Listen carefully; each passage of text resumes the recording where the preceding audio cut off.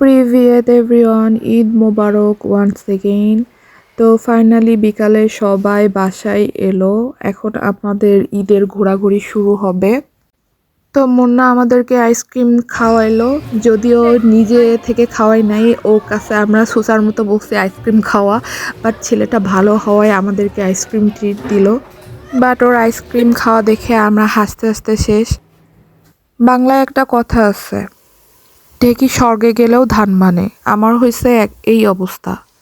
আমি নামাজ থেকে বাজার করে নিয়ে এসে আমার গরুর মাংসটা বসিয়ে দিয়েছি। এখানে পুরা অন্য নিয়মে আমি করলাম, কারণ একরকম গরুর মাংস খেতে ভালো লাগে না। বাট এই রেসিপিটা ট্রাই করে দেখতে পারেন, অনেক স্পাইসি এবং খুবই মজা হয়েছিল। তো এখানে আমি soy sauce and chilli flakes আর টমেটো অ্যাড করলাম এবং অনেকক্ষণ ধরে ভালোভাবে কষিয়ে দেন রান্না করেছি। ঈদের দিন আমি একদমই প্লেন পোলাও এবং মুরগির একটা রোস্ট আর গরুর মাংস করলাম। রাতে সবাই এসে একসাথে খেলাম।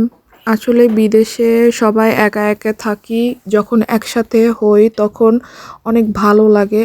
এভাবে আমরা সুখে দুঃখে একসাথে থাকার চেষ্টা করি। আর এটা ছিল আমাদের ঈদের blog. Thanks for watching. Eid Mubarak once again. ভালো কাটুক সবার ঈদ।